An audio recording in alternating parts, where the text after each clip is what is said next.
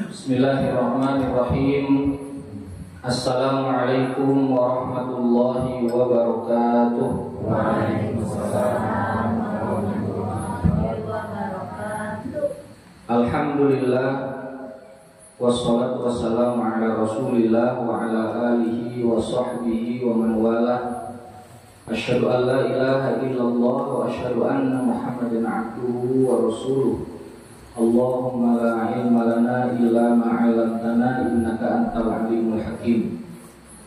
Jamaah Masjid Al-Amal Al-Mubarakun wal Mubarakat, di malam hari ini alhamdulillah kita dipertemukan kembali oleh Allah, masih diberikan kesempatan untuk thalabul ilmi. Semoga majelis kita di malam hari ini mudah-mudahan Allah jadikan majelis yang barokah, diliputi rahmat Allah dan maghfirahnya.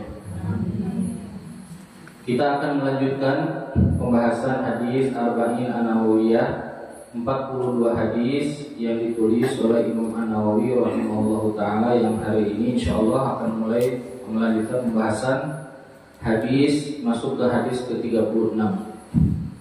Silakan dilihat kitabnya, kita akan baca hadisnya. Cek. Bismillahirrahmanirrahim. Bismillahirrahmanirrahim. An Abi Hurairah radhiyallahu anhu anin Nabi sallallahu alaihi wasallam qala man nafasa an mu'minin kurbatan min kurabid dunya nafasallahu anhu kurbatan min kurabi yaumil qiyamah wa man yassara ala mu'sirin yassarallahu alaihi fid dunya wal akhirah. Wa man satara musliman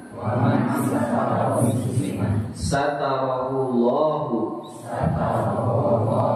fid dunya wal akhirah. Wallahu fi 'aunil 'abdi ma kana al-'abdu fi 'auni akhihi wa man salaka tariqan yaltamisu fihi ilman sahhalallahu lahu bihi tariqan ilal jannah wa majtama'a qaumun fi baitin min buyutillahi yatluna kitaballahi wa yatadarasunahu bainahum illa nazalat alaihimus sakinah wa ghasyiyatuhumur rahmah wa hafathumul malaikah wa dzakarahumullahu fi man indah wa man batta'a bihi amaluhu lam yusri' bihi nasabuhu. Rawahu Muslim bihadzal lafz. Hadis ke-36, 5 hadis lagi selesai malam ini gitu. Dalam habis. Baik. Bismillahirrahmanirrahim. malam hari ini insya Allah kita akan melanjutkan pembahasan hadis Arba'in An-Nawawiyah, memasuki hadis ke-36. Hadis ini diriwayatkan oleh Imam Muslim sendirian, Imam Bukhari tidak meriwayatkan. Jadi ini riwayat dari Imam Muslim. Dan hadis ini diriwayatkan dari sahabat yang bernama, masih ingat nama aslinya siapa?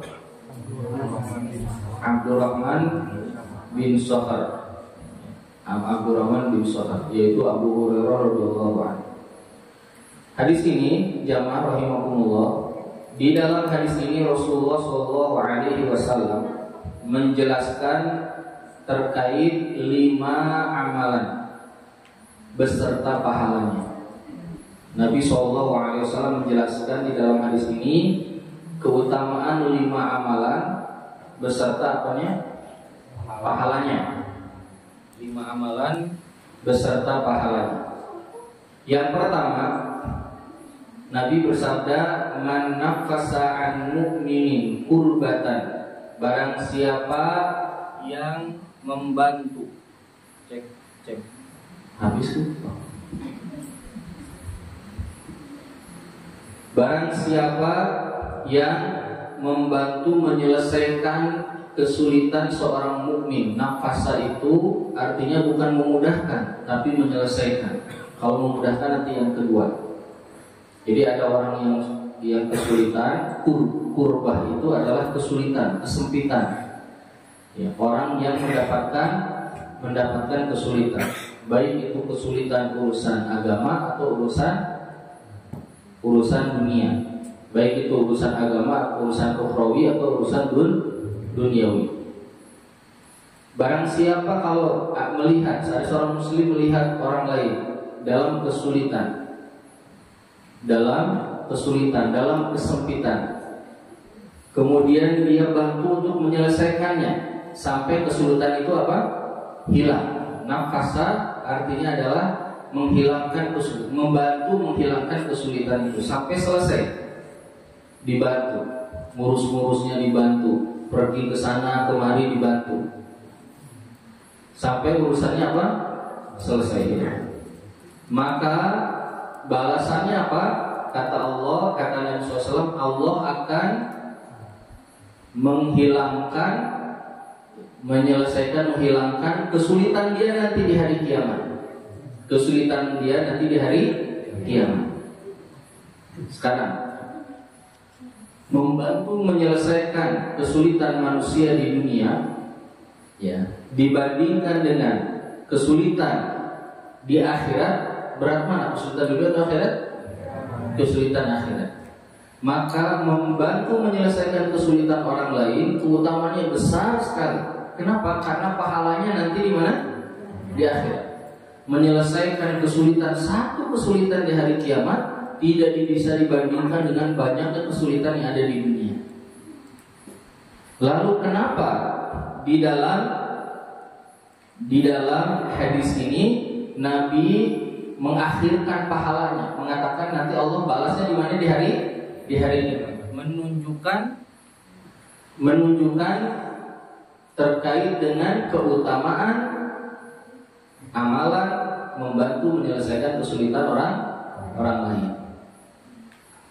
Dari sini Bapak Ibu rahimakumullah, kalau ada saudara kita sedang susah, ada saudara kita minta tolong, ada saudara kita minta dibantu menyelesaikan masalah yang dia merasa sempit, aduh susah banget, saya nggak ngerti, saya nggak bisa, saya lemah, maka kita membantunya.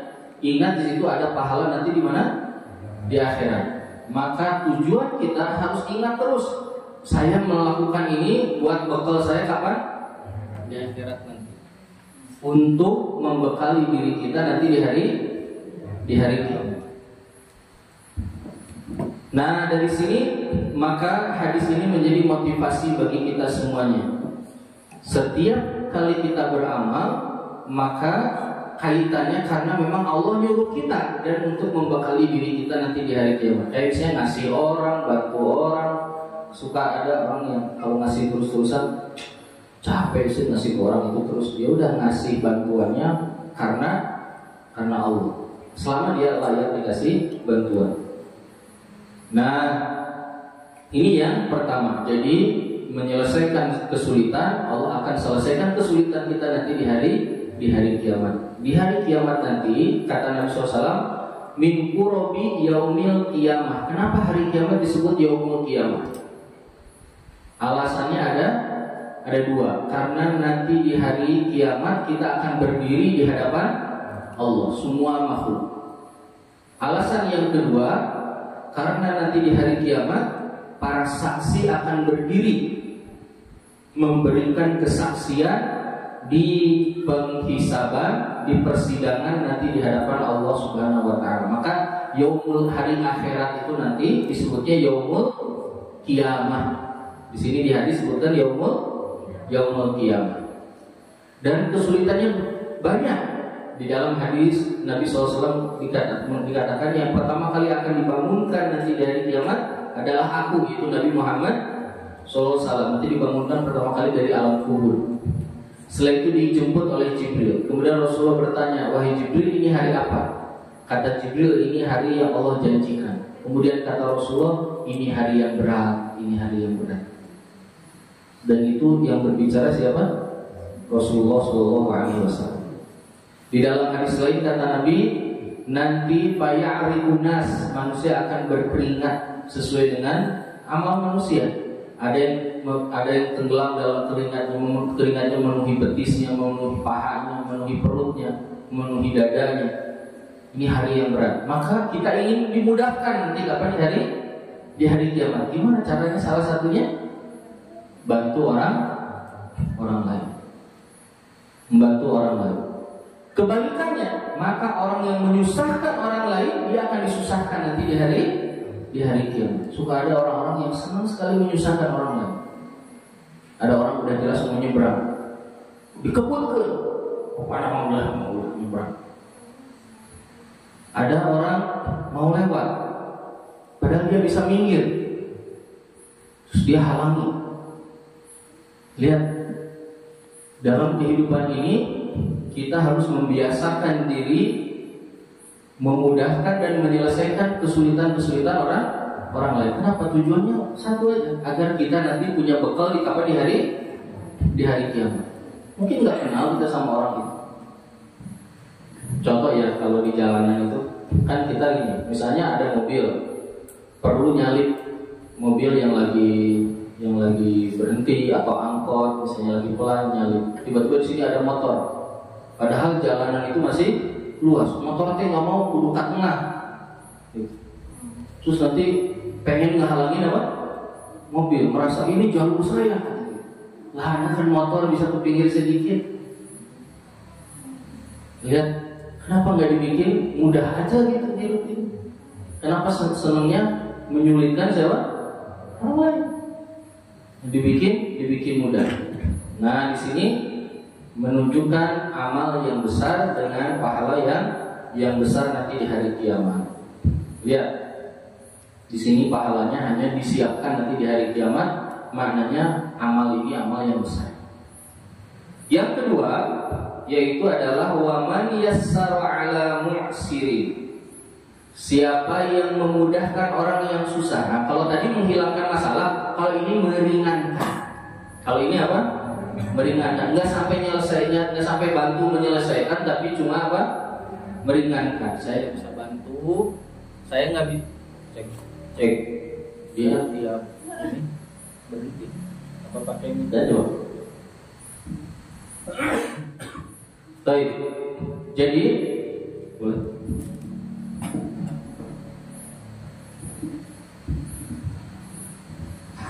Amal yang kedua yaitu berkaitan dengan amal yang di bawah yang tadi. Kalau yang kedua, siapa yang memudahkan, meringankan. Kalau tadi menyelesaikan, bantu menyelesaikan masalah. Kalau ini bantu meringankan masalah, memudahkan masalah, memudahkan kesulitan. Ada orang yang lagi kesulitan, dimudahkan oleh kita, dibantu walaupun mungkin tidak sampai selesai. Kita permudah. Kata Nabi SAW, yassiru wala tu'assiru. Permudah, jangan suka mempersulit. Kalau ada yang mudah ngapain dipersulit? Kenapa? Misalnya gini ya. Misalnya ada cekcok dengan tetangga. Padahal ada cara yang mudah. Kenapa pengennya ngambil cara yang sulit? Saya laporin ke polisi. Nah, sudah lapor polisi. Nanti yang ini saya juga akan lapor kamu ke polisi. Terus nanti saya akan sewa pengacara. Terus habis. Kenapa? Tidak mempermudah aja. Banyak masalah-masalah dalam kehidupan ini bisa diselesaikan dengan cara yang mudah. Nah, orang yang memudahkan orang-orang yang susah, memudahkan urusan orang lain, maka pahalanya Allah akan mudahkan urusan dia di dunia dan di akhirat. Kalau ini pahalanya di mana? Di dunia dan di akhirat. Tapi caranya Allah ringankan. Ya, Allah apa? Ringankan. Kalau tadi Allah bereskan tuh kesulitan, kalau ini Allah ringankan. Yassara maknanya adalah Allah ringankan, Allah permudah kesulitan dia di dunia dan di akhirat. Maka hadis ini menunjukkan dua kalimat tadi itu, dan nanti dengan yang ketiga menunjukkan berkaitan dengan al-jazaa'u min jinsil amal. Apa yang akan kita dapat itu mirip dengan apa yang pernah kita lakukan.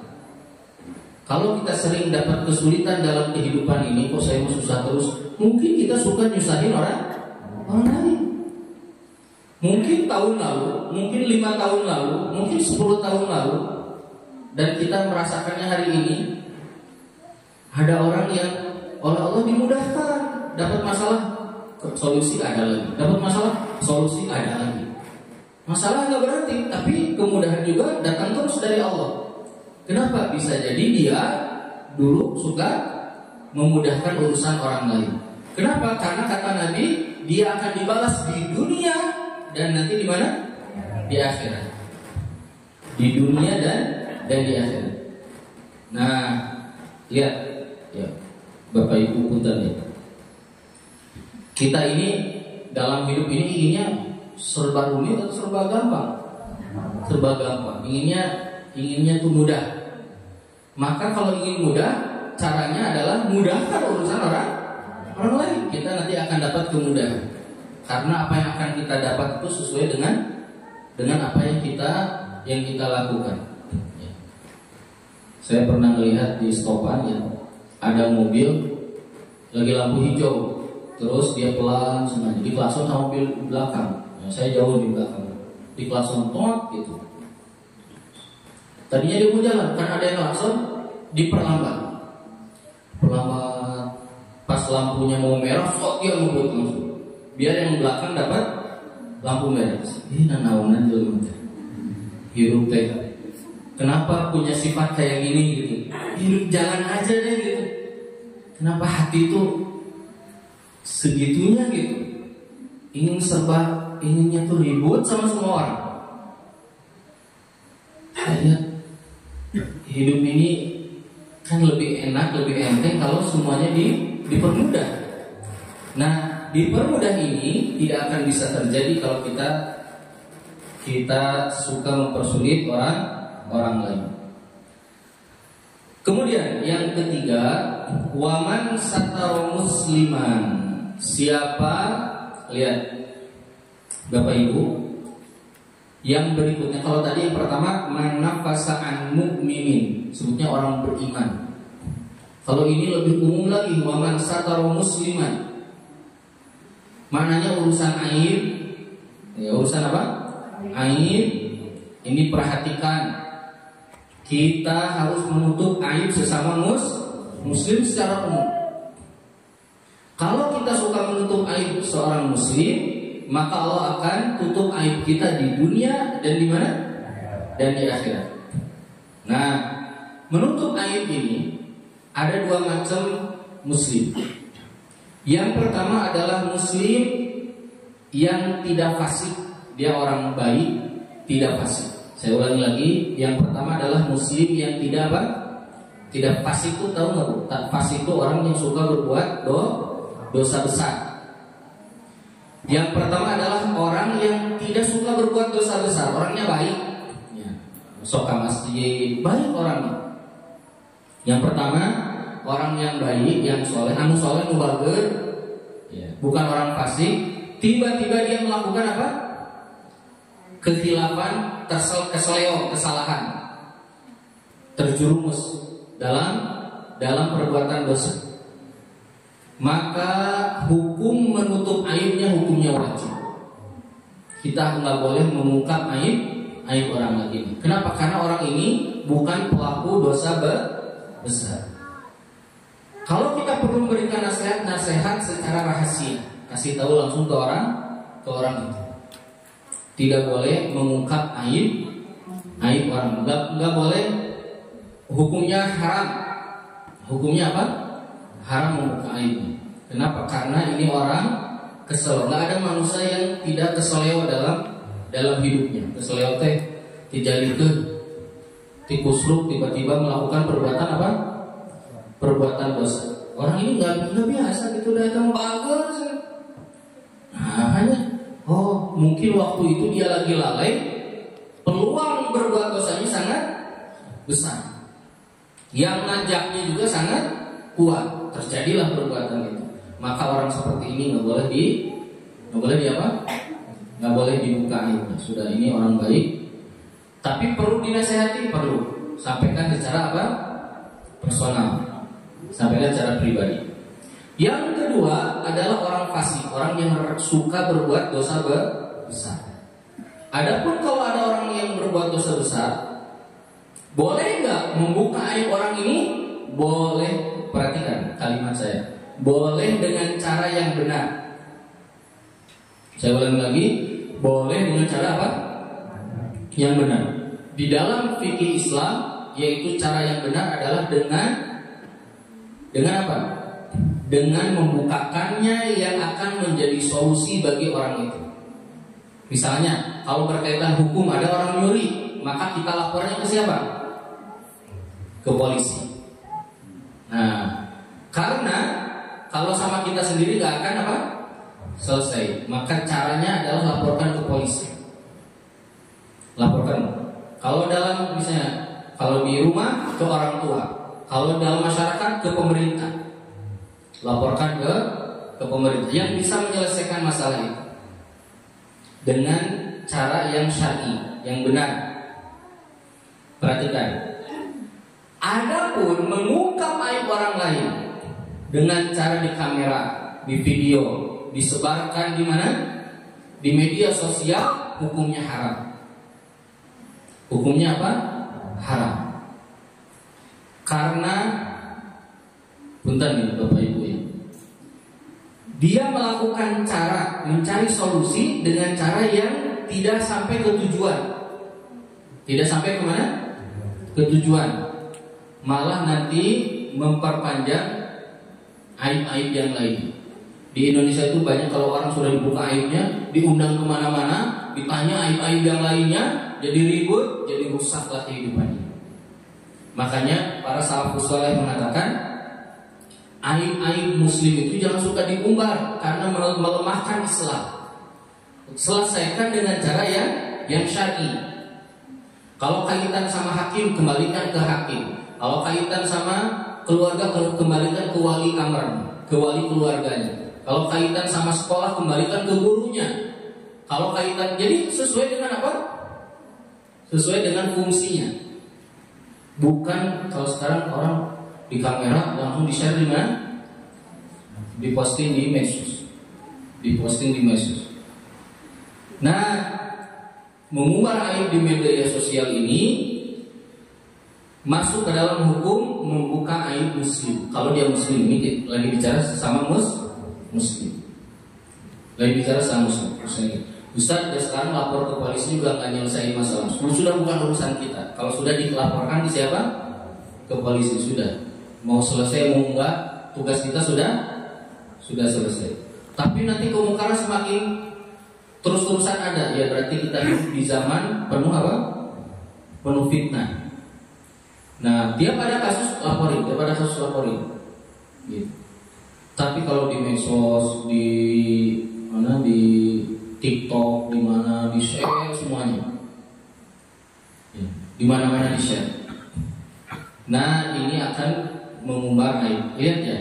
Bentar, saya ulangi lagi ya. Ini yang dimaksud menutup aib ini aib apa? Dalam urusan maksiat kepada siapa? Pada Allah. Nggak ada kaitan sama urusan dunia. Iya mah sarewat di kantor teh gitu. Oh, nggak kerja itu mah urusan apa? Urusan dunia, urusan amalah itu. Ini kaitan sama urusan sama siapa? Allah. Ada orang mencuri, ada orang berbuat haram, berbuat apa bro? Nah ini yang berkaitan itu. Tidak lagi berbicara tentang aib yang berkaitan dengan apa urusan duniawi. Nah jadi kata Nabi SAW, waman satara musliman satarahullahu fid dunya wal akhirah. Makanya saya beberapa bulan ini sering ada jamaah yang suka nanya, Ustaz, menurut Ustaz gimana kasus yang lagi ramai tentang ijazah mantan presiden? Ngapain ngurusin? Ya, udah selesai menjabatnya dan nggak ada urusan sama kita. Terbukti tidak terbukti nggak ada urusan juga. Nggak akan pengaruh juga dalam kehidupan. Nggak usah jadi tahu, nggak usah dengerin beritanya, nggak usah ngabisin waktu. Dan nanti kita akhirnya mencari-cari aib terus capek. Sedangkan amal kita sendiri ya banyak aibnya. Tapi kalau ada orang yang memang jahat ya, Allah Maha Adil. Orang jahat akan dibalas, orang baik juga akan dibalas. Kalau Anda lebih hebat dari Allah, Allah mencipta kita, Anda manusia. Anda ini umat. Allah itu Al-Hakim. Allah Maha Adil, sudah pasti selesai sama Allah. Gak akan ada yang dibiarkan. Fir'aun yang gagah aja ditenggelamkan oleh Allah di lautan. Namrud dihancurkan oleh Allah. Qarun yang kaya raya dibenamkan di bumi. Semuanya Allah akan balas selesai itu. Kenapa repot-repot nyari-nyari aib manusia? Nah, waman satarma, banyak berita itu apa namanya, banyak yang tidak berguna, harus dikurangi.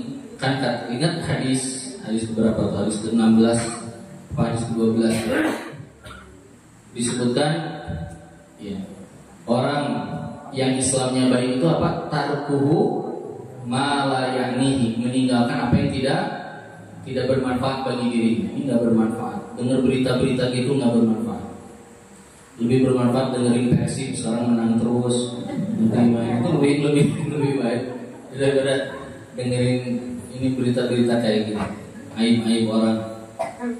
Ustaz, kan nanti kalau ada kejahatan sudah di Indonesia ini ada polisi, ada kejaksaan, ada KPK, ada tentara, semua apa lagi?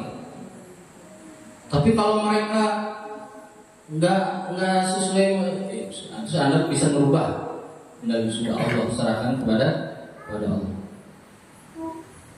Jadi waman satara musliman. Jadi ada dua muslim yang bukan pelaku dosa besar, sama muslim pelaku dosa besar. Kalau muslim bukan pelaku dosa besar, kita tidak boleh sama sekali membicarakan aibnya, tidak boleh mengungkapnya kepada siapapun. Sudah, nasihati orang itu.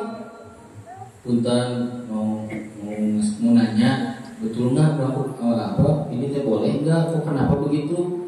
Saya boleh nggak ngasih masukan? Gitu. Ngobrol. Kalau nggak sanggup sudah. Bisa jadi orang ini biasanya kalau orang-orang soleh itu kalau lagi dijalike sama Allah ditegur itu cepat. Kadang manusia belum negur sama Allah udah ditegur. Lihat siapa? Nabi Yunus alaihissalam meninggalkan kaumnya, tugas dakwah ditinggalkan, baru naik perahu ditenggelami sama Allah di mana? Di lautan ditelan sama ikan paus. Belum nyampe sehari, belum nginap, belum kemana-mana, langsung diberikan peringatan. Nabi Musa alaihissalam memukul orang sampai meninggal, dikeluarkan dari Mesir, tinggal di kota Madian, dihukum berapa? Dijauhkan dari gemerlap kota yang megah, kota negeri Mesir. Berapa tahun di kota Madian? 10 tahun. Lihat orang-orang soleh dahulu kalau pemimpin jali itu langsung di mana? dihukum. Ada orang yang bermaksiat dikasih sakit sama Allah, dikasih sakit, sudah. Habis itu udah sadar, sehatkan lagi, dia memperbaiki diri lagi. Ada orang lagi berbuat maksiat, dipersulit apanya? Hartanya, dipersulit hartanya. Jadi dia nggak bisa ngapa-ngapain. Ini kalau bisa ngapa-ngapain, dia bisa berbuat maksiat, sama Allah dipersulit. Bisa jadi dipersulit itu kebalikan dari dia. Udah sadar, udah oke, dibiarkan lagi. Gitu. Lihat, kalau orang soleh begitu, orang baik, siapapun muslim ya yang baik. Kalau mau diungkap secara personal, tidak diceritakan kemana-mana. Yang kedua yaitu muslim yang fasik. Kalau muslim yang fasik boleh, tapi dengan cara yang apa? Yang sesuai, yang benar. Kalau di sekolah ada guru yang melanggar, maka laporkan ke siapa di sekolah? Ke kepala sekolah, ke ketua yayasan, ke terus siapa di situ yang berwenang. Kalau di rumah laporkan ke orang tua. Kalau di masyarakat laporkan ke, kalau berkaitan dengan penegakan hukum laporkan ke polisi, kejaksaan, ya, atau ke camat, ke lurah, begitu. Nah ini waman satara musliman satarahullahu fi dunya wal akhirah. Dulu di zaman Rasulullah ada seorang sahabi muda tiba-tiba keseleo mencium sahabiah, mencium sahabi. Dia nanya, aduh, habis kunaon nyium sekali. Datang ke Abu Bakar, aku berbuat dosa besar, aku cium itu si perempuan itu. Kata Abu Bakar, wahai katanya, celaka kamu, ngapain cerita ke saya? Istighfar, tobat, jangan cerita. Abu Bakar malah. Kemudian dia nggak puas, pergi ke Umar. Kata Umar, celaka kamu, malah ngadongin ke Abdi. Wah, sana, pergi, kata Umar. Nggak puas, datang ke Rasulullah. Dia cerita, Rasulullah berpaling langsung, gak mau dulu, dari orang baik ya. Terus dia datang, Rasulullah gimana sih? Terus gak mau. Sampai turunlah ayat tentang diterimanya taubat orang-orang yang biasa melakukan amal soleh. Orang yang biasa melakukan amal soleh, kalau dia taubat langsung diterima taubatnya. Kemudian kata sahabat ini, ya Rasulullah, ayat ini apakah khusus untuk aku? Kata Nabi, enggak, ini juga untuk semua umatku. Lihat, itu kalau orang yang soleh, bukan pelaku dosa besar, bukan pelaku. Tapi kalau orang yang pelaku dosa besar, nah boleh dengan cara apa? Dengan cara yang benar. Kalau sekarang mah mengungkap masalah itu di mana? Di medsos. Ya, di medsos ada aib apa di medsos. Kalau masalah urusan negara sih silakan, itu mah nggak ada kaitan sama syar'i ya. Misalnya di jalanan ada patwal yang ngeganggu misalnya mukul itu, sudah itu lapor itu kaitannya bukan kaitan dengan hukum haram atau hukum maksiat kepada siapa? Kepada Allah. Tapi ini juga kezaliman nih, kalau sampai mukul bentuknya kezaliman. Jadi kalau mengumbar maksiat di mana di medsos itu akan muncul aib-aib yang lain. Makanya kata para salafus soleh, jangan senang banyaknya orang mengungkap aib itu, malah lemah umat Islam itu. Caranya harus sesuai biar umat Islam ini biar kuat. Di zaman Rasulullah ada yang dirajam gara-gara berzina, ada yang potong tangan gara-gara mencuri, ada yang dicilip gara-gara mabok. Ya. Tapi semuanya gak heboh. Selesaikan masalah itu satu-satu dengan cara yang baik sesuai dengan syar'i. Nah ini waman satara musliman satarahullahu fid dunya wal akhirah. Kemudian ini sudah berapa amalan? Tiga amalan. Kemudian kata Nabi SAW, wallahu fi aunil abdi. Allah senantiasa menolong seorang hamba selama hamba itu menolong saudaranya, maksudnya sesama muslim. Kalau kita suka nolong orang lain, kita akan ditolong oleh Allah Subhanahu wa taala. Jadi kita dibiasakan memudahkan orang lain. Ya. Kalau ada orang ingin persulit, sudah dimudahkan aja. Karena ya kehidupan ini akan semakin susah. Kalau dipersulit, kita akan jadi sulit. Nanti tambah sulit lagi.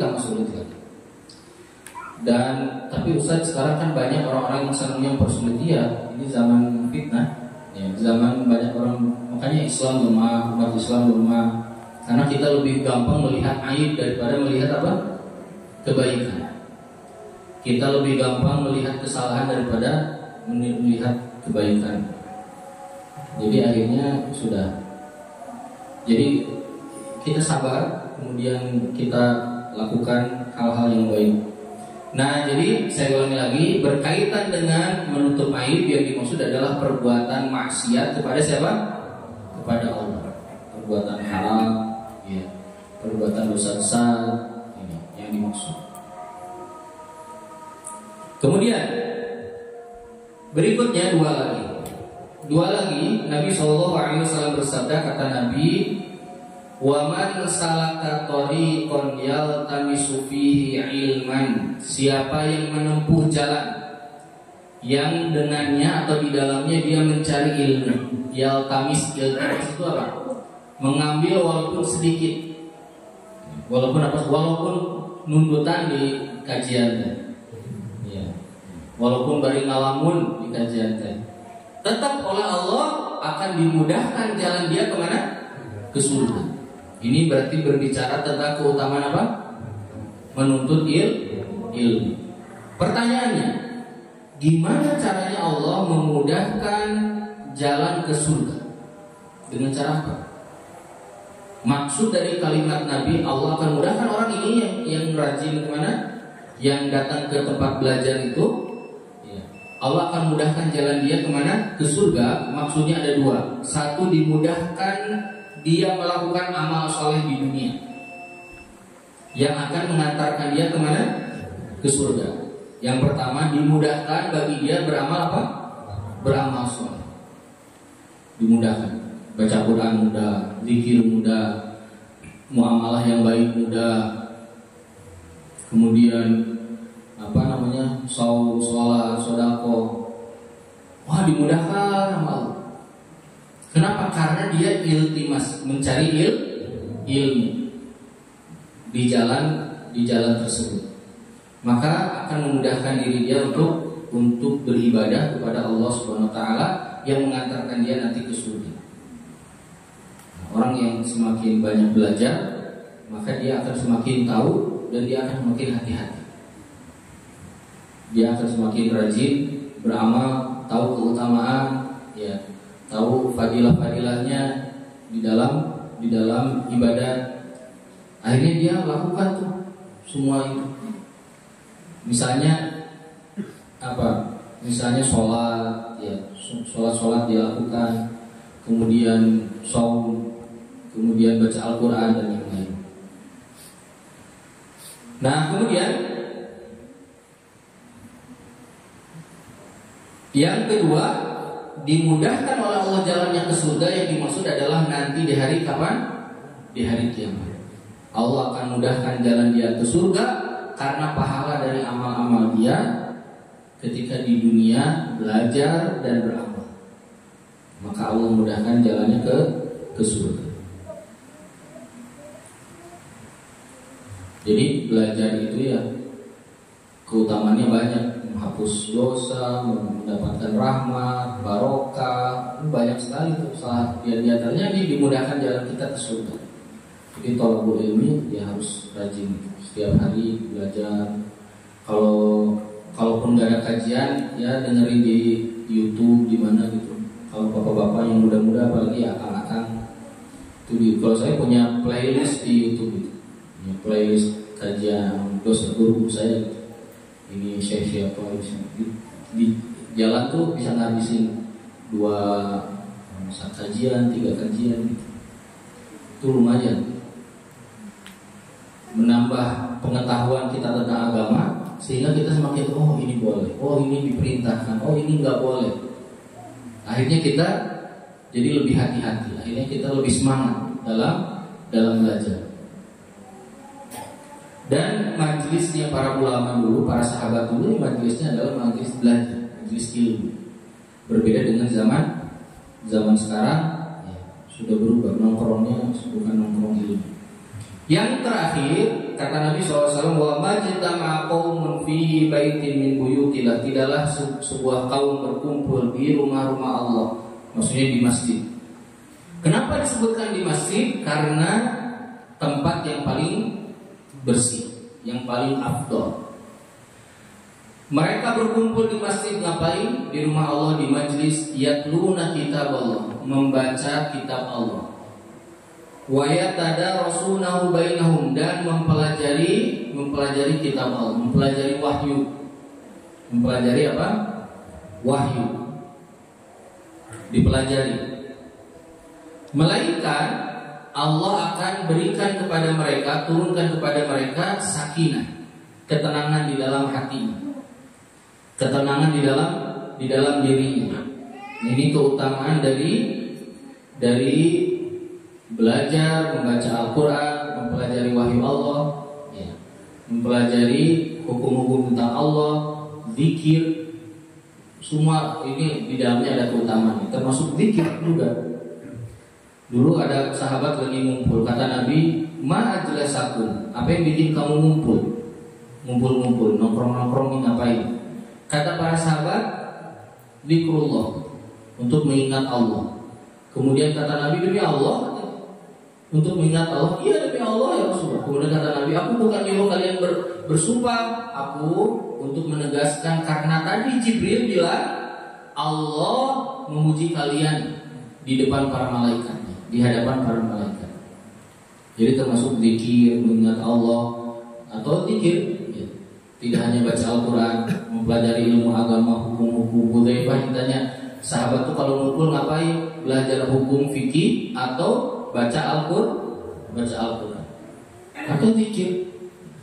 Karena zikir ini diperintahkan oleh Allah langsung kepada Nabi dan kepada kita semuanya. Kata Allah, wa dzkurullaha dzikran katsira, zikirlah yang banyak.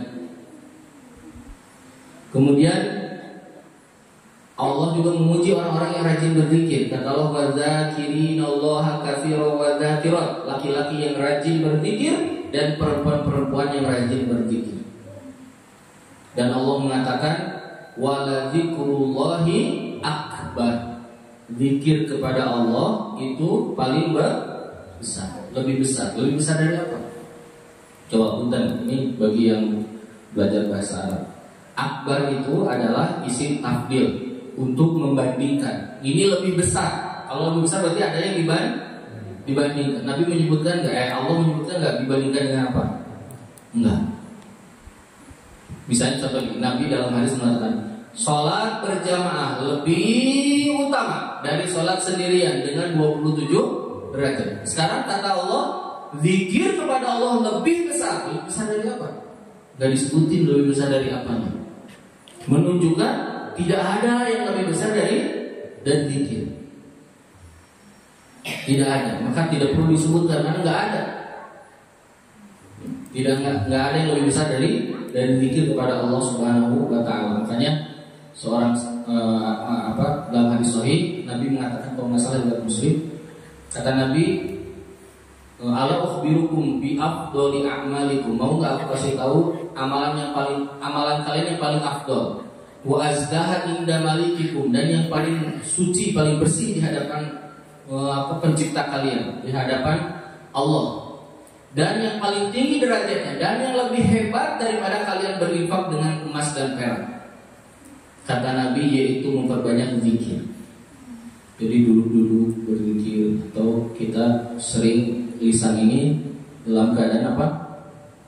Berzikir kepada Allah. Nah, belajar baca Al-Quran, mempelajari kitabullah, apa yang akan didapat? Illa nazalat alaihimus sakinah, akan ada ketenangan. Makanya kata Allah, ala bidzikrillahi tatma'innul qulub. Ini hatinya akan menjadi tenang. Orang yang rajin berzikir, rajin baca Quran, rajin mendekatkan diri kepada Allah, ya, dengan mempelajari wahyu-wahyu Allah, hatinya lebih tenang. Atau kalau saya suka bilang, mentalnya lebih stabil. Dia nggak gampang tiba-tiba heboh gitu. Dia tenang, dia gampang mengatur dirinya. mentalnya lebih stabil, lebih hebat ketika menghadapi berbagai apapun yang ada di hadapannya. Kalau apa? Kalau dia suka membaca Al-Quran, mempelajarinya, kata Nabi, Allah akan turunkan ketenangan, rahmat dari Allah Subhanahu wa Ta'ala, kasih sayang Allah. Allah semakin sayang kepada mereka yang duduk di majelis tersebut. Kemudian wahafathumul malaikat, malaikat juga akan menaungi mereka, mengepakkan sayapnya, memuliakan mereka. Ya. Wa dzakarahumullahu fi man indah, dan Allah akan menyebut nama-nama mereka di hadapan malaikat atau di hadapan makhluk yang lainnya. Lihat ini keutamaan bermajlis. Berarti di hadis ini ada dua hadis yang berkaitan thalabul ilmi. Yang satu cara nempuhnya, yang kedua duduknya. Semuanya ada keutamaan. Ya, semuanya ada apa? Ada keutamaan. Sehingga kenapa kita sering malas belajar? Kenapa ya Pak? Kalau ngaji mah pada malas. Masjid-masjid juga di mana-mana. Ya. Di tiap komplek ya, misalnya komplek-komplek di Kota Bandung. Komplek itu rata-rata perumahan tuh di situ, rumah itu rata-rata 200, yang standar 200 sampai 600 rumah. Yang ke masjid berapa orang ikut pengajian? 10, 20, paling banyak 50. Kenapa? Nggak ada motivasi. Ngapain? Mendingan ngopi di mana? Di rumah. Karena nggak tahu keutamaan ini. Ingin disayang Allah, duduk di majelis. Ingin mudah ke surganya, duduk di majelis. Jalan ke tempat belajar. Jadi ini memudahkan kita jalan ke surga, dan juga membuat kita ini tenang di dunia, disayang sama Allah. Wa ghasyiyatuhumur rahmah, disayang sama Allah. Kalau disayang itu gini, dalam hadis kursi kata Allah, apabila aku sudah mencintainya, maka pendengarannya akan dibimbing, penglihatannya akan dibimbing, langkah kakinya akan dibimbing, gerak tangannya akan dibimbing. Kalau dia mau melakukan salah, ditegur sama Allah. Ini lihat nikmat yang besar, nikmat yang besar. Kemudian di akhir hadis Nabi SAW mengatakan, waman batta'a bihi amaluhu, siapa yang amalnya lambat atau amalnya jelek, lam yusri' bihi nasabuhu, maka nasabnya, kehormatannya, ya, semuanya ini tidak bisa berpengaruh nanti di hari kiamat. Nggak bisa nolong. Mau anak raja, anak sultan, anak siapapun nggak bisa ditolong kalau dia nggak punya amal, dia sering bermaksiat kepada Allah Ta'ala. Nah ini hadis ya berkaitan dengan 5 amal soleh, langsung diceritakan pahalanya apa. 5 amal soleh langsung diceritakan pahalanya apa. Yang pertama adalah membantu menghilangkan masalah sesama muslim. Yang kedua, membantu meringankan masalah sesama muslim. Yang ketiga, menutup aib ya, seorang muslim. Ini aib ini kemaksiatan kepada Allah. Karena kan aib teh banyak ya, aib teh tijalikeun di payunan anu ngaraos kayak kan di aib kita teh tijalikeun teh istina tuh ya. Panganten tikusruk di pelaminan aib gitu teh. Ya. Tapi itu nggak ada kaitan sama apa? Sama hadis ini. Ya nggak boleh sebagai adab aja, nggak boleh cerita-cerita gitu. Kemudian yang ketiga dan yang ketiga yang menutup aib, yang keempat dan yang kelima berkaitan dengan keutamaan thalabul ilmi, dzikrullah, dan juga membaca Al-Qur'an, mempelajari Al-Qur'an. Baik, satu lagi Pak ya. Ini pendek biar hari ini dapat 2 hadis. Kalau udah sampai 37 berarti tinggal 38, 39, 40, 42, tinggal 5 hadis. 5 hadisnya selesai 2 kali lagi. Berarti Desember, Januari insya Allah selesai. Karena Februari masuk Ramadan. Jadi insya Allah khataman bulan Januari, insya Allah. Sekarang kita baca hadis ke-37. Bismillahirrahmanirrahim. An Ibnu Abbas radhiyallahu anhuma anin Nabi sallallahu alaihi wasallam fima yarwihi an rabbihi tabaraka wa ta'ala annahu qala innallaha katabal hasanati wassayyiati thumma bayyana dzalika faman hamma bihasanatin falam ya'malha katabahallahu indahu hasanatan kamilah wa in hamma biha fa'amilaha katabahallahu indahu asyra hasanatin ila sab'i mi'ati di'fin ila ad'afin katsirah wa in hamma bisayyi'atin falam ya'malha katabahallahu indahu hasanatan kamilah wa in hamma biha fa'amilaha katabahallahu sayyi'atan wahidah. Rawahul Bukhari wa Muslim fi sahihaihima bihadhil huruf. Dari Abdullah ibnu Abbas radhiyallahu anhuma, sahabat Nabi, sepupu Rasulullah, dan juga habru hadhil ummah, tinta umat Islam, imam para mufassir, mengatakan dari Nabi SAW. Nabi meriwayatkan dari Rabb-Nya. Berarti ini hadis apa? Hadis kursi dari Rabb-Nya tabaraka wa ta'ala, annahu qala, bahwa Allah Ta'ala berfirman, sesungguhnya Allah kataba. Coba saya mau tanya, di terjemahan nulisnya apa? Hah? Menetapkan. Kataba itu bahasa Arab artinya apa? Menulis.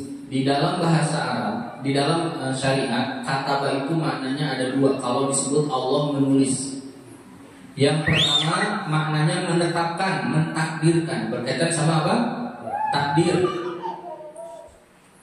Contoh, kata Allah, kataballahu la'aglibanna ana wa rusuli. Allah menetapkan, mentakdirkan, aku dan Rasulku gak akan pernah kalah. Ini namanya takdir. Yang pertama apa?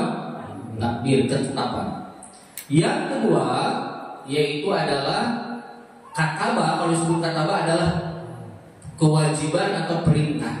Kewajiban atau apa? Perintah. Kewajiban atau perintah. Nah, contoh, ya ayyuhalladzina amanu kutiba alaikumusiyam. Kutiba alaikumusiyam, diwajibkan, disuruh bagi atas kalian itu shaum. Itu contohnya. Sebetulnya maknanya bisa dua-duanya di ayat itu. Nah, di sini di hadis ini masuk ke yang mana? Ke satu, kedua? Masuk dua-duanya untuk yang hasanah dan sayyiat, hanya masuk dalam urusan takdir. Karena Allah tidak nyuruh berbuat buruk. Ya.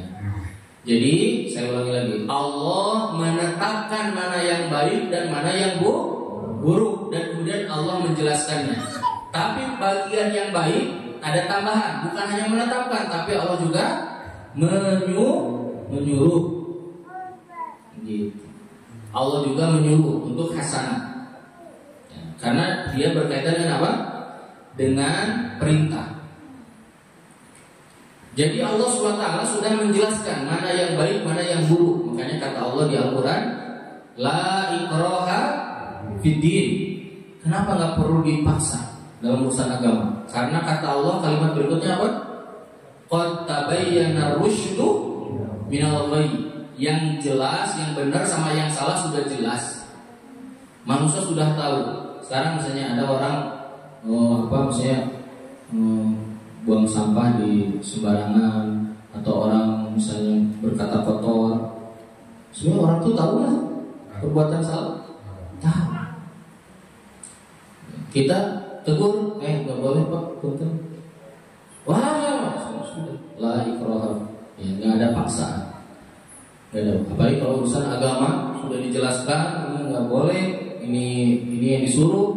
Kata Allah, la ikraha fiddin. Kenapa? Sudah dijelaskan. Tugas kita hanya menyampaikan. La ikraha fiddin. Kenapa? Karena yang baik yang buruk sudah jelas. Orang yang nggak suka sholat sampai hari ini, yang banyak yang nggak sholat, gitu. Mereka tahu nggak sholat wajib? Tahu. Makanya kalau Idul Fitri mah ya sholat hadir. Ya. Jumatan mah kadang ayah ke masjid. Mereka tahu itu ada perintah sholat, tapi tidak melakukannya. Kita suruh gitu. Maka kata Allah, wa dzakir in nafa'ati dzikr. Kasih peringatan kalau bermanfaat. Kalau enggak suruh biarin aja. Kan udah jelas kok. Gitu.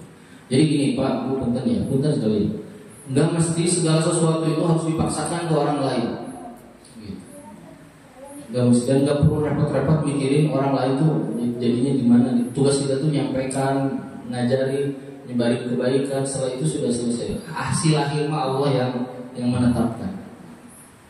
Gitu. Kita berusaha mendidik, mengajar. Gitu. Misalnya ada orang di tiap datang ke pengajian, dia nggak mau dengar pengajian ya datang aja. Saya mau datang soalnya ada konsumsi. Ya terserah dia. Yang penting datang, alhamdulillah dia datang. Mudah-mudahan lama-lama dia apa? Sadar dan kemudian tertarik jadi belajar. Karena merubah manusia itu bukan kewajiban kita. Kata Allah di dalam Al-Quran ketika menunggu Rasulullah, waktu Rasulullah bermuka masam kepada siapa? Kepada Ibnu Ummi Maktum. Kata Rasulullah SAW, kata Allah dalam Al-Quran, wa ma 'alaika alla yazakka. Kamu gak punya kewajiban untuk mensucikan, menjadikan orang beriman. Itu mah urusan Allah. Tugas kamu itu adalah menyampaikan. Ini Rasulullah ditegur begitu. Jadi kita kan suka kepikiran repot ngurusin orang lain, nanggapin orang lain, ngurusin orang lain. Urusan orang. Habis itu berbuat baik yang banyak, kemudian sebarkan kebaikan. Orang mau dengar, menerima, terserah. Kemudian ini ya penting, soalnya kita itu kan suka kepoan ya, segala hal pengen tahu gitu. Coba Bu punten ya, dan saya mah sampai sekarang ya status WA aja gak pernah di. Coba lihat WA saya, nggak ada fotonya, nggak dikasih apa-apa. Saya nggak pernah lihat status orang ini. Ada orang duduk tuh buka-buka, suka saya lihat. Kenapa buka-buka aman? Wah si ini lagi di sana gitu. Kok tahu? Iya tadi lihat statusnya gitu. Kalau dapatnya pas yang baik, alhamdulillah. Nah yang repot pas lagi dapat apa? Yang lagi punaunya soalnya kalimatnya kieu sih. Ieu mah jiga nate menuju pasehan mah jiga nate. Jadi wes sebetulnya. Nah jadi sudah. Ya. Kalau mau posting sepak bola, posting mancing boleh ya, mancing yang halal, bukan mancing judi. Dan katanya judi juga ada mancing judi. Bola juga ada judi. Kemudian itu kebaikan dan Allah menetapkan kebaikan dan juga menyuruh, dan Allah menetapkan keburukan. Kalau Allah menetapkan keburukan, bukan Allah menyuruh. Kalau keburukan ya Allah melarang. Kemudian Allah menjelaskan itu semuanya, maknanya sudah jelas mana yang baik, mana yang buruk. Barang siapa paman hamma, tahu hamma umum. Umum itu di bawah atau di atasnya fatorot, di atas lintasan pikiran. Keinginan yang belum jadi niat. Saya ulangi lagi, keinginan yang belum jadi apa? Belum jadi niat. Niat mah sudah pakai baju, udah pakai sepatu, itu udah niat, udah siap berangkat gitu. Ini mah baru pengen aja gitu. Baru punya keingin, belum sampai ke niat. Kalau niat kan udah langsung mau siap-siap berangkat. Kalau ini enggak, baru pengen juga nama itu kan konser kayak Blackpink di GBK. Aduh, itu kumanya pakai baju pink juga nama seru ya. Baru pengen dan mau bisa oke angkat dari Tegar Hartos mahal gitu. Terus akhirnya nggak jadi. Nah, itu yang disebut dengan ingin itu belum sampai ke niat, belum sampai udah mau berangkat gitu, belum. Baru kalimatnya apa? Pengen kayaknya itu ngambil ayam tetangga juga bagus itu ayamnya. Belum sampai berangkat mau ke situ rencananya gimana, jam berapa, belum, itu udah niat loh itu. Nah, ini baru pengen aja. Nah sekarang dimulai dengan kebaikan. Faman hamma bi hasanatin, baru pengen kayaknya menghafal Quran, pengen kayaknya saya mulai malam ini. Kemudian kata Nabi, kata Allah, falam ya'malha, dia nggak jadi melakukannya. Lihat, Allah tahu nggak siapa yang pura-pura kepengen sama yang beneran kepengen? Allah Maha tahu. Gampang biar berpahala, pura-pura kepengen aja. Pengen saya mulai, padahal hatinya apa ini? Allah Maha tahu apa yang ada dalam hati. Wallahu alimum bidatis sudur. Allah Maha tahu apa yang ada di hati manusia. Jadi dia pengen berbuat baik, falam ya'malha, nggak jadi, pengen kayaknya saya Ramadan ini tingkat full. Pas datang Ramadan, nggak jadi Ustaz, abis itu ternyata proyek nanti suruh nggak jadi. Tapi dia sudah punya keinginan, nggak jadi. Kata Nabi, kata Allah akan berikan pahalanya sempurna. Luar biasa, rahmat dari Allah. Lihat ya, ini kepengen yang benar, yang jujur, karena Allah Maha tahu apa yang ada di hati kita. Kemudian siapa yang punya keinginan untuk melakukan kebaikan dan jadi tuh pengen umroh jadi berangkat, pengen menghafal Quran jadi menghafal Quran, pengen ngaji jadi ada di majelis taklim, maka kata Allah akan balas, berikan pahala 10 kali lipat sampai berapa? Sampai 700 kali lipat, sampai lipatan yang tidak terhingga. Seperti dalam hadis Abdullah ibnu Amr tentang keutamaan pahala orang berbuat amal soleh dilipat gandakan sampai 1000 kali 1000 yang tidak terhingga, 1.000.000 kali lipat yang tidak terhingga kalau sampai melakukannya. Nah, yang berikutnya, yang kedua, wa in hamma bihasbi sayyi'atin. Yang kedua, punya keinginan berbuat apa? Berbuat dosa. Aduh, pengen nih saya melakukan ini, melakukan itu. Ya, kayaknya punya niat begini, niat begitu. Nah, kemudian belum sampai ke niat apa, baru keinginan. Kemudian falam ya'malha, nggak jadi. Kenapa nggak jadi? Tegaduh ajis. Nggak jadi.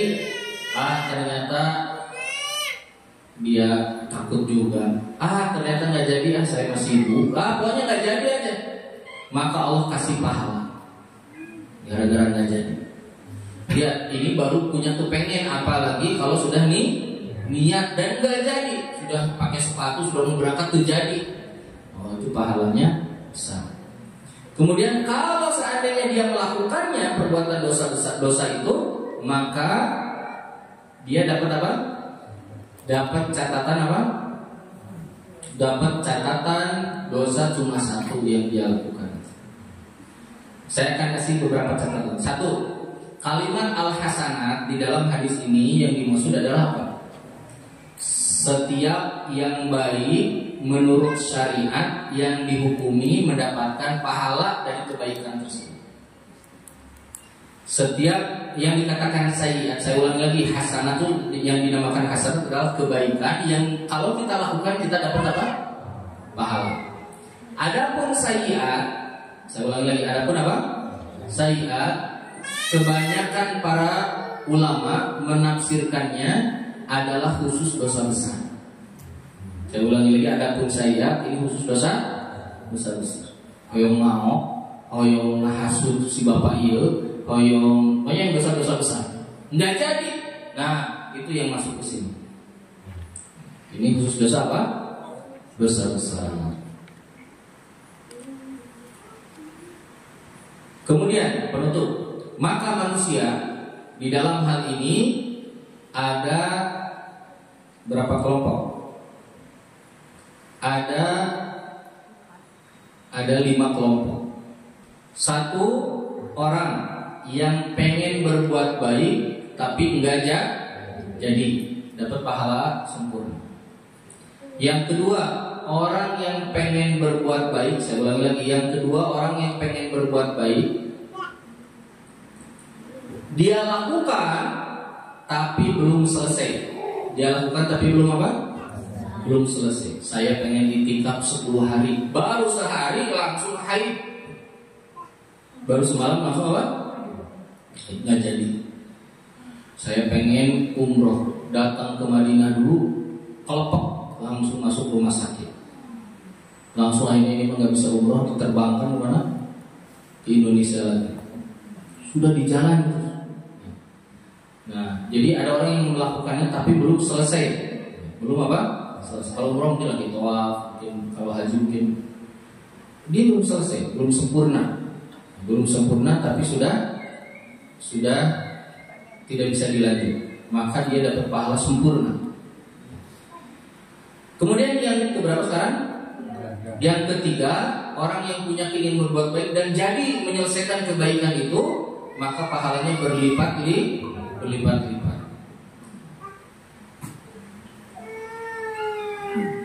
Nah, adapun yang nomor dua yang tadi yang nggak jadi di tengah itu, sebagian ulama mengatakan pahalanya seperti yang melakukan sempurna. Saya ulangi lagi, orang yang kedua tadi pahalanya seperti yang melakukan secara sempurna, yang melakukannya secara sempurna. Seperti tadi orang yang selesai mendapatkan karena dia sudah masuk ke dalam amal tersebut.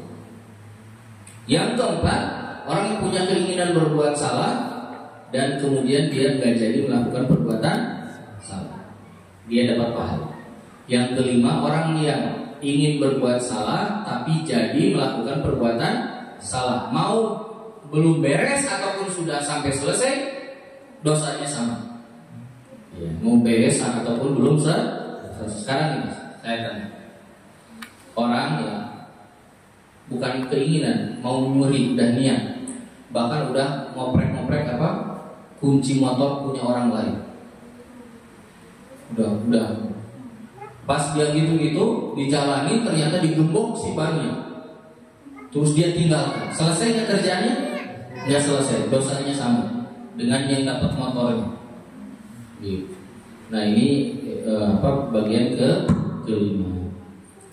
Baik, ini ringkasan dari penjelasan hadis ke-37, hadis Arba'in An-Nawawiyah.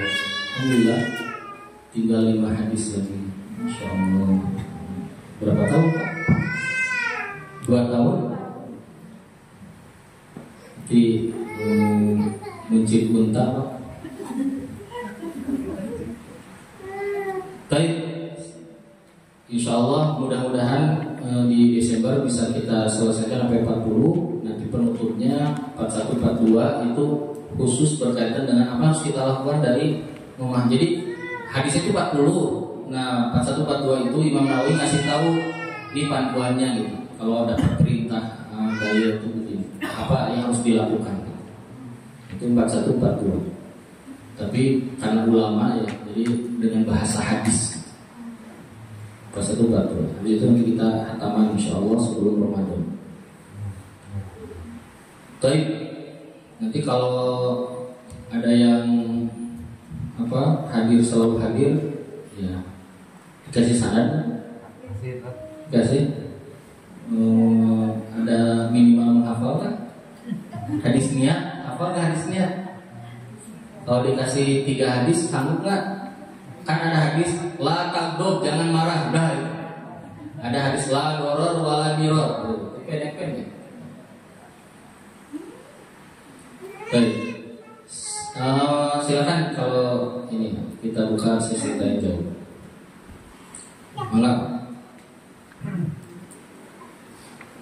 Mangga, ini ada yang mau bertanya, 2 pertanyaan aja.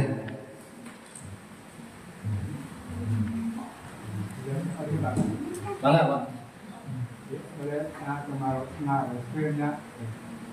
Larangan dan dilarang itu hukumnya berat mana?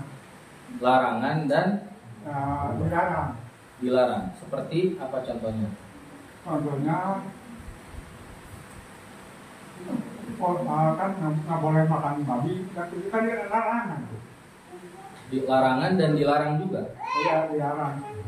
Berarti sama hukumnya. Sama. Di Al-Quran ada kalimat harroma sama hurrima. Kalau hurrima diharamkan. Innallaha harroma, Allah mengharamkan. Jadi ada 2 kalimat, dua-duanya hukumnya sama. Sama-sama apa? Haram. Sama-sama haram. Larangan dan dilarang sama. Sama. Ya. Tergantung ini larangannya larangan makruh, larangan haram. Kalau di syariat, kalau di Al-Quran, kebanyakan kalau dilarang itu senantiasa selalu masuk ke dalam hukum haram. Kalau perintah senantiasa masuk ke dalam hukum wajib kalau di Al-Quran. Kalau Allah melarang itu berarti hukumnya apa? Haram. Kayak ini, la yaskhor qaumun min qaumin, jangan saling mengejek kaum dengan kaum lain, berarti mengejek hukumnya haram. Wala yagtab, jangan saling menggibah, berarti menggibah hukumnya haram. Wala tajassasu, jangan saling memata-matai aib orang lain, berarti mata-matai aib orang lain hukumnya haram. Jadi larangan asal hukumnya adalah haram sampai ada dalil yang menjelaskan hukumnya ini bukan haram. Perintah kalau di Al-Quran begitu, perintah juga sama. Perintah itu menunjukkan wajib. Perintah itu semua di Al-Quran itu menunjukkan wajib. Kalau di hadis ada yang wajib, ada yang sunnah. Di hadis ada yang wajib, ada yang sunnah. Kadang Rasulullah menyebutkannya secara langsung wajib, seperti wajib. Dan nanti di lain kesempatan Nabi memperjelas ini nggak wajib yang tadi. Misalnya gini kata Nabi, man ata al-jum'ata falyagtasil. Siapa yang mau sholat Jumat falyagtasil. Lam di dalam bahasa Arab itu lam dalam fi'il mudhari ini lamul amr lil wujub, lam perintah wajib. Maka wajib nanti. Tapi di hadis lain Nabi bilang, barang siapa yang dia mandi maka dia lebih utama. Tapi siapa yang cuma wudu fahasanun, maka bagus juga, baik juga. Berarti yang tadi itu hukumnya sunnah. Jadi hukum asal perintah adalah wajib sampai ada penjelasan bahwa ini tidak wajib. Hukum asal larangan itu hukumnya haram sampai ada penjelasan ini hukumnya tidak haram, makruh. Tapi kalau di Al-Quran kebanyakan semuanya perintah wajib atau larangan haram. Berbuat baik ke orang tua wajib nggak? Wajib. Gitu. Mana yang lainnya? Silakan. Nanti ibu-ibu dikasih kesempatan. Sholat wajibnya. Ya. Apakah sholat wajib dikerjakan di rumah juga itu masih dosa atau enggak itu? Sholat wajib dikerjakan di rumah. Berdosa apa enggak? Enggak berdosa. Sholat wajib dikerjakan di mana aja dilakukan. Kalau lagi safar di mana aja, lagi mungkin di mana aja. Bapak lagi mana? Lagi di tempat kerja, sholat wajib dimanapun ketika ada perintah maka kita lakukan. Mungkin yang ditanya hukum sholat berjamaah itu kan Pak? Ya. Nah, hukum sholat berjamaah. Kan nggak di rumah gitu. Ya, gini, hukum sholat berjamaah itu berkaitan dengan sholat apa? Sholat yang 5 waktu. Jadi gini, hukum sholat berjamaah untuk yang 5 waktu. Ada hukum sholat berjamaah untuk sholat Jumat. Ada hukum berjamaah untuk sholat sunnah yang disyariatkan berjamaah. Idul Fitri, Idul Adha, Istisqa, gerhana. Ada hukum sholat berjamaah untuk sholat sunnah yang tidak disyariatkan berjamaah, seperti rawatib, duha, dan yang lainnya. Ada sholat yang dia ini sholat apa? Sholat yang berbeda jenisnya. Ini apa hukum berjamaahnya? Nah, ini semua ada hukum masing-masing, hukum fikih. Nah, kalau sholat wajib yang 5 waktu, ada 4 pendapat di kalangan para fuqaha. Yang pertama yaitu adalah pendapat mazhab Maliki dan Hanafi. Maliki dan Hanafi mengatakan hukum sholat berjamaah yang 5 waktu hukumnya sunnah muakkadah. Hukumnya apa? Sunnah muakkadah. Maknanya sunnah muakkadah berarti itu disunahkan secara tegas. Sunnah secara tegas. Maknanya kalau suatu hari kita tidak berjamaah, sholat kita masih sah. Ini pendapat siapa? Maliki Hanafi. Adapun mazhab Syafi'i, pendapat kedua. Pendapat kedua pendapatnya Syafi'i. Berpendapat hukum sholat berjamaah yang 5 waktu hukumnya fardu kifayah. Fardu kifayah maknanya kita ini disuruh berjamaah, tapi kalau sudah ada yang melakukannya, yang lain tidak berdoa. Maksudnya kewajibannya jadi gugur. Segini, semua orang senantiasa sempat berjamaah nggak setiap waktu? Enggak. Suatu waktu ketika kita nggak sempat, kesiangan datang ke sininya, bangun subuhnya, bangun udah komat, datang ke masjid udah beres sholat. Nah, kewajiban berjamaahnya sudah gugur karena sudah ada yang duluan sholat berjamaah. Ini menurut mazhab siapa? Syafi'i. Yang ketiga menurut mazhab Hambali. Kata Hambali, sholat berjamaah adalah fardu ain. Nah, ini gawat. Kalau fardu ain berarti wajib secara personal, pribadi. Kalau ada orang sholat tidak berjamaah, dosa besar. Kata siapa ini? Hambali. Yang keempat, pendapat Imam Ibnu Taimiyah. Ini lebih sadis, lebih kuat lagi. Kata Imam Ibnu Taimiyah, hukum sholat berjamaah itu hukumnya adalah syarat sah sholat. Maknanya, kalau ada orang sholat tidak berjamaah yang 5 waktu tidak berjamaah, maka sholatnya tidak sah. Bukan berdosa aja, dia tidak sah nggak dianggap sholat. Berarti sholatnya harus diulang, harus dicari jamaah yang bisa berjamaah. Kata siapa ini? Imam Ibnu Taimiyah. Nah, kalau kita lihat dari semua ini masuk ke dalam masalah apa? Khilafiyah. Tapi muslim, ya, sholat laki-laki sholat di mana? Di masjid. Laki-laki ya di masjid. Afdol. Perempuan di mana? Di rumah. Kecuali misalnya ada kajian dan gitu. Jadi laki-laki sholat di masjid. Hadisnya banyak. Makanya gini ya. Ini tentang hukum. Tapi apakah semua mazhab menyuruh sholat berjamaah walaupun yang bilang sunnah? Iya, semua menyuruh kita sholat karena ada keutamaannya. Kata Nabi, setiap langkah ke masjid sedekah, setiap langkah. Kata Nabi, seandainya ada mereka tahu keutamaan di sholat subuh dan sholat isya, akan datang ke masjid walaupun sambil merangkak, sambil ngesot ke masjid. Kata Nabi, keutamaan sholat di mana nih? Di barisan depan. Seandainya tahu keutamaannya, orang akan diundi ulah, bagian saha ini dipajang. Dan banyak lagi keutamaan. Masa ke masjid. Jadi semua fuqaha, tapi masalah hukum berjamaah, sholat berjamaahnya ini ada khilafiyah. Begitu. Baik, satu lagi dari ibu-ibu. Boleh terakhir. Ya, 2 lah boleh. Kalau ada kejadian kan harus lapor ke yang sesuai. Ya. Misalkan kalau yang pencuri ke yang berwenang, ya. dari ke medsos. Nah, gimana? Kalau sekarang itu justru kalau udah diramekan tuh udah diproses sama si belum ada si polisi itu gitu. Ya ini gimana hakimnya buruk gitu. Ya si pelaku teh jadi enak itu loh maksudnya. Ini setelah malah kasusnya teh kadang hilang gitu. Setelah rame baru kan diangkat lagi gitu. Jadi itu gimana? Ya. Para ulama ada berbeda pendapat. Kalau ini kaitan dengan kemadorotan kepada umat, ini perlu dilanjutkan terus. Kalau belum selesai maka terus-terusan diungkap. Kalau dampaknya mana? Banyak, misalnya pencurian, pembunuhan, perampokan, penculikan. Kalau nggak dibahas berantas, ini akan semakin banyak. Tapi kalau maksiat yang urusan apa? Personal, kayak apa? Mabok, terus apa gitu, ya urusan personal lah.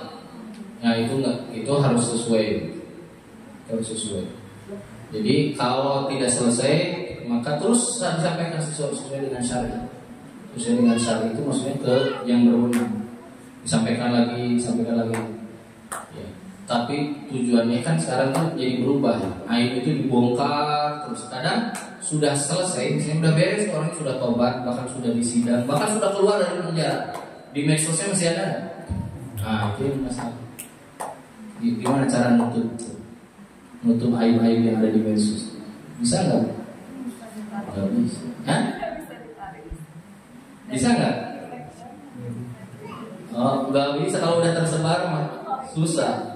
Kalau udah kemana-mana beritanya, udah kemana-mana. Ya. Sekarang mah orang pernah ngomong salah tahun 10 tahun lalu aja bisa jadi masalah sekarang. Terus diungkap lagi. Jadi kalau ada madorot yang kaitannya sama orang lain, masyarakat umum, maka terus-terusan dilaporkan sampai si penegak hukum ini memahaminya, mengetahuinya. Tapi kalau urusan personal, urusan apa namanya, pribadi, maka laporkan, setelah itu sudah serahkan ke orang lain. Gitu. Karena misalnya sekarang kan banyak juga misalnya penegak hukumnya nggak benar. Gimana? Zaman fitnah. Tapi kalau mempermasalahkan hal-hal yang bukan dosa besar, ya gitu, nggak ada gunanya. Baik, silakan terakhir Bu. Udah sama. Satu lagi. Tadi kan tajasus itu kan nggak boleh ya? Nggak boleh di Al-Quran. Tanpa pengecualian gitu. Tajasus mencari-cari aib. Kalau enggak gini. Tajasus itu ini. Dia melakukan perbuatan yang niatnya adalah melihat apa? Aib orang itu, bukan untuk menegakkan keadilan, bukan. Dari kebenaran. Ya, bukan. Boleh kan? Kalau kaitan sama muamalah misalnya, muamalah itu yang ada hubungan sama kita boleh. Tapi kalau tajasus kan nyari-nyari kesalahan, ini nggak boleh mata-matai. Tapi kalau ada hubungan muamalah misalnya gini, anak saya teh sekarang pulangnya selalu di atas jam 12. Saya jadi curiga. Kalau ditanya jawabnya suka ngeles nggak benar. Saya akhirnya nyari kemana dia. Itu mah kewajiban orang tua. Orang tua dicari itu sampai jelas ini anak ini selamat. Itu mah kewajiban. Berarti kalau untuk bukti di pengadilan boleh ya Ustaz? Kenapa? Untuk bukti di pengadilan Boleh. Walaupun saya tajasusnya misalnya ke pasangan gitu Ustaz, boleh? Ya, Enggak. ya nggak boleh. Enggak, maksudnya temen saya tuh nanya. Tajasus tuh nggak boleh ke pasangan gitu. Oh gitu. Iya. Oh kayak gini, temen saya tuh nanya, kan sudah proses Iya. aja. Terus apa namanya? Kalau proses itu kan harus ada bukti apa yang saya untuk hak asuh anak itu kepada siapa jatuhnya itu nanti berdasarkan bukti pengadilan kan. Iya. Ya. Karena itu kan dia butuh bukti supaya anaknya itu jadi dapat hak asuhnya itu ke dia. Akhirnya dia nyewa orang untuk memata-matai Ya, suaminya gitu. ya nggak boleh. Itu nggak boleh. Karena kalau dalam Islam anak itu kalau dari bayi sampai usia balik itu haknya siapa? Hak ibu. Kalau sudah balik anaknya ditanya mau sama siapa? Mau sama ibu sama bapak. Anaknya yang milih. Kecuali bapaknya misalnya pelaku dosa besar maka harus dijauhkan. Gitu. Atau kebalikannya ibunya maka harus dijauhkan. Ya kan untuk membuktikannya harus ada bukti ya Ustaz. Nah, masalahnya kita kaitan sama pengadilan. Memang rumit pengadilan. Saya ini lagi rajin ke pengadilan. Ya, ada urusan. Kita akhiri. Saya tutup ya. Insya Allah nanti ketemu lagi di bulan depan. Semoga Allah memberikan kesehatan bagi kita semuanya. Bisa datang di majelis ini. Saya serahkan ke moderator.